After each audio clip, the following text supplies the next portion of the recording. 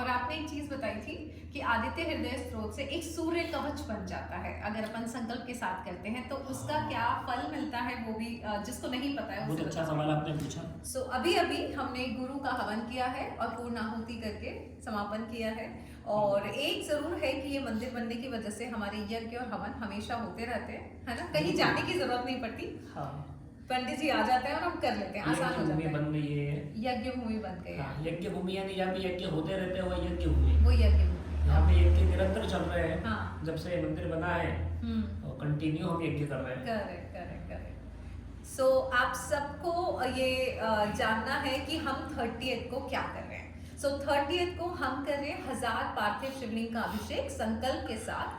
और 1000 पार्थिव शिवलिंग के अभिषेक क्यों कर रहे हैं, पार्थिव शिवलिंग का क्या फायदा है, वैसे तो आपको गूगल पे सब न्यूज मिलेगी, लेकिन एक बार फिर मैं आपकी जानकारी के लिए कि मैं क्यों कर रही हूँ इतना बड़ा, जैसे कि मैंने हमेशा बताया है कि 2025 धर्म का साल था, तो धार्मिक कार्यों के लिए बना था, मांगलिक कार्यों के लिए बना था, क्योंकि मंगल का साल था।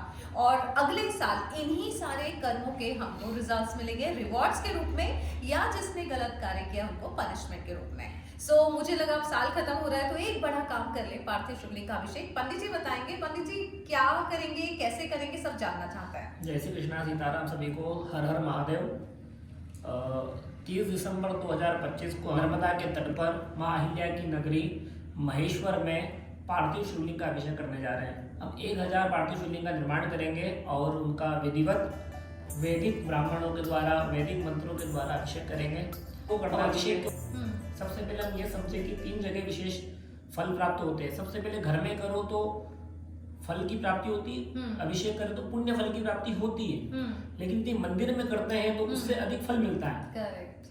और नदी किनारे सरोवर के पास भी आप करते हैं तो अनंत गुना फल की प्राप्ति होती है। करेक्ट। और वो भी स्पेशली नर्मदा का घाट। वो भी नर्मदा का घाट है। पहला तो ये हुआ कि हम अनंत गुना फल प्राप्त कर रहे हैं भगवान का पूजन करके। दूसरा, भगवान का अभिषेक करते हैं तो फल प्राप्त होता है।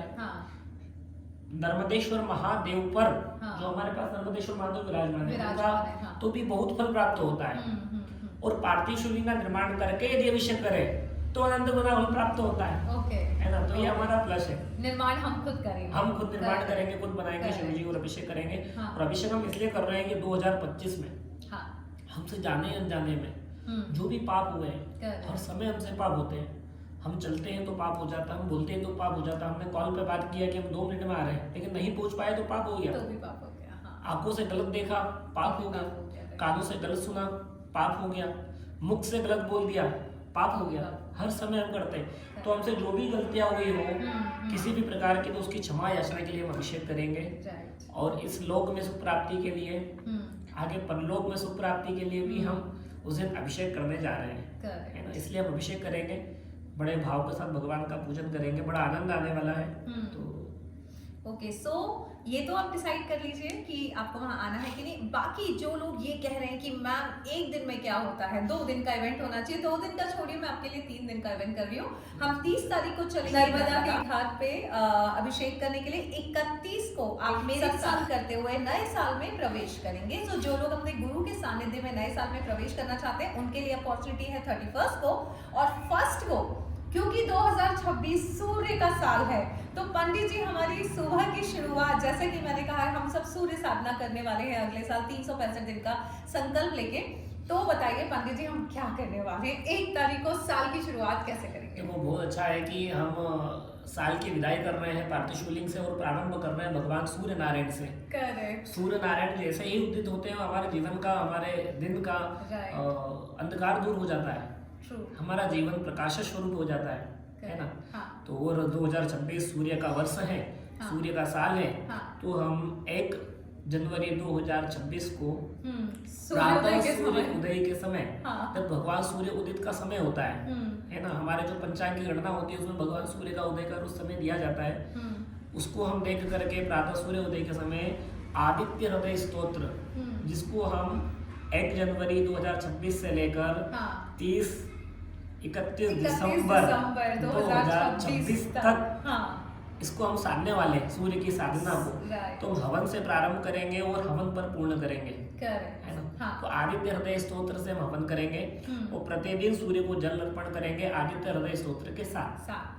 और 26 में, हाँ, 31 दिसंबर 2026 को हम आदित्य हृदय स्तोत्र के साथ भगवान की पूर्णाहुति करेंगे। और ये सूर्य भगवान हमारे पिता तुल्य होते हैं, पिता स्वरूप होते हैं, है ना। एक चंद्रमा होता है, तो चंद्रमा माँ स्वरूप होता है, और सूर्य पिता स्वरूप होते हैं। जैसे कि मतलब चंदा मामा, वो 2 बार मामा नहीं होता है, एक बार होता है चंद्रमा, केवल एक है, क्योंकि माँ चंद्र के साथ तो शीतल होता है। इसी प्रकार सूर्य तेजस स्वरूप होते हैं, पिता हमारे तेजस स्वरूप होते हैं। उस प्रकार सूर्य हमारे जीवन में कहीं न कहीं पिता का प्रतिनिधित्व करते हैं। इसलिए भी हम ऐसे सूर्य का वर्ष है और सूर्य साथ नाम करने जा रहे हैं, इसलिए सभी को शुभकामनाएं। और आपने एक चीज बताई थी कि आदित्य हृदय स्त्रोत से एक सूर्य कवच बन जाता है, अगर अपन संकल्प के साथ करते हैं तो उसका क्या फल मिलता है, वो भी जिसको नहीं पता है। बहुत अच्छा सवाल आपने पूछा। आदित्य हृदय स्त्रोत करते हैं वो कवच का निर्माण होता है। जिस प्रकार से महाभारत में कर्ण हुए, कर्ण थे सूर्यपुत्र, उनके पास अपना जब तक कवच और कुंडल था तब तक कर्ण को हराने वाला पूरे महाभारत में कोई नहीं था। तब कहीं जाके इंद्र ने छल से कर्ण के पास जाके उनके कवच और कुंडल ब्राह्मण रूप में जाके, क्योंकि वो भी सूर्य साधना करते थे। ये बड़ा विदेश है। कर्ण प्रतिदिन सूर्य उदय के समय सूर्य को जल देते थे। उस समय कर्ण से जो भी मांग ले भिक्षा में, किसी को मना नहीं करते, इसलिए उनको बोलते दानवीर कर्ण, इसीलिए कहा गया। तो उसी समय सूर्य उदय के समय जब सूर्य को जल दे रहे थे कर्ण, तो इंद्र ने छल से जाके, इंद्र के पुत्र है अर्जुन, अर्जुन को जितवाने के लिए छल से जाकर के कर्ण से भिक्षा में उनका कवच और कुंडल ले लिया, उन्होंने दान कर दिया। जब सूर्य का कवच हटा तब कहीं जाके कर्ण की मृत्यु हुई। नहीं तो मेरे महाभारत में कर्ण को हराने वाला कोई नहीं था। तो आदित्य हृदय सूत्र भगवान सूर्य नारायण का कवच है।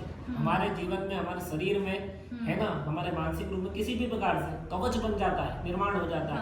इसके बाद में कोई कितना ही घात लगा दे, कोई क्यों नहीं धनुष बाण लेके तीर चला दे हमारे ऊपर, कोई भेद नहीं सकता हमको। इसलिए भी हम सूर्य साधना करने जा रहे हैं। सो ये बड़ा कठिन संकल्प है, लेकिन अगर आपने और हमने कर लिया तो देखिए इसी पृथ्वी पे बहुत कई रूपों में हमारी विजय प्राप्त हो सकती है, सुख मिल सकते हैं, स्वास्थ्य मिल सकता है ना। और सूर्य कहते हैं फेम दिलाता है, तो आप जो कार्य करते हैं उसके लिए फेम मिल सकती है। कई लोग कहते हैं ना पंडित जी हम बड़े बड़े काम करते हैं लेकिन हमें कोई एक्नॉलेजमेंट नहीं मिलता, हमारी प्रसिद्धि नहीं होती है। सूर्य कमजोर होता है तो प्रसिद्धि नहीं है। सूर्य प्रसन्न हो जाएंगे तो आपके काम से आपका नाम भी होगा। सो इसी संकल्प के साथ हम 30, 31 और 1 ये 3 दिन का इवेंट कर रहे हैं। और अगर आपको जुड़ना है और साल की शुरुआत ऐसे करनी है और साल का समापन धन्यवाद के साथ करना है, तो शिव को धन्यवाद देंगे और सूर्य को नमस्कार करेंगे। फर्स्ट को 3 दिन का इवेंट है। आयुषी से बात कर लीजिए 8889515551 पर।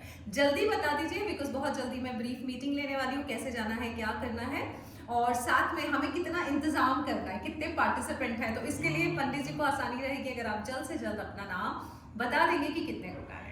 थैंक यू सो मच और आशीर्वाद। जय श्री कृष्णा, सभी को सीताराम, सूर्य नारायण भगवान की जय।